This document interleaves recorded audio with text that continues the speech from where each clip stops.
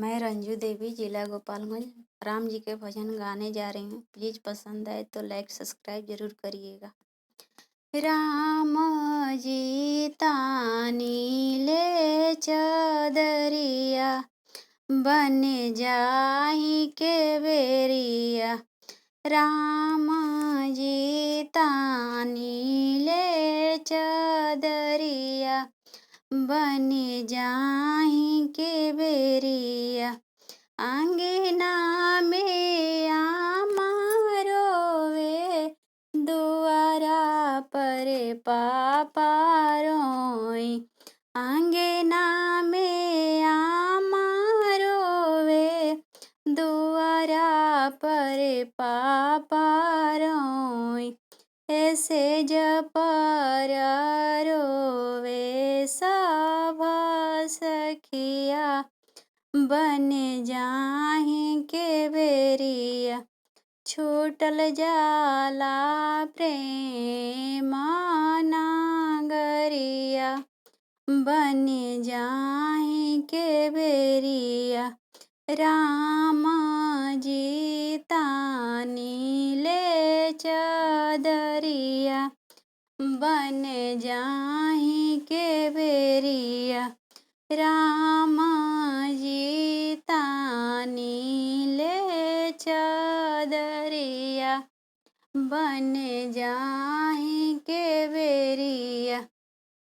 आंगना में चाची रोवे दुआरा पर चाचा रोई।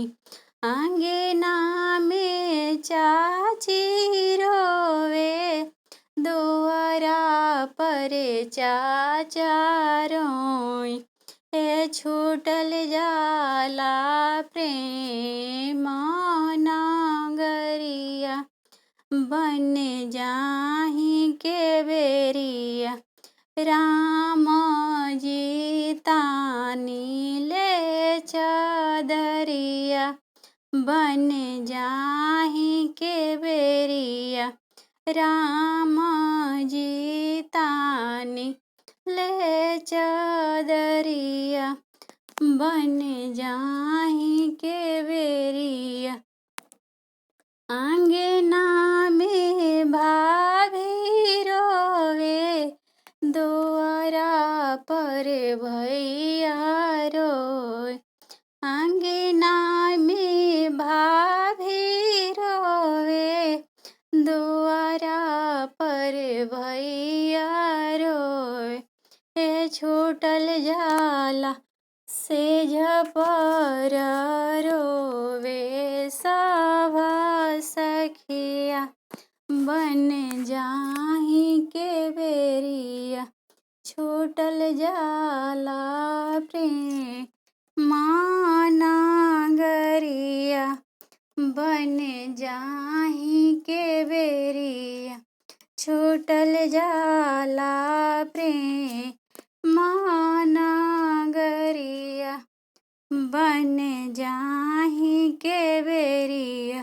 राम जी तानी ले चदरिया बन जाही के बेरिया।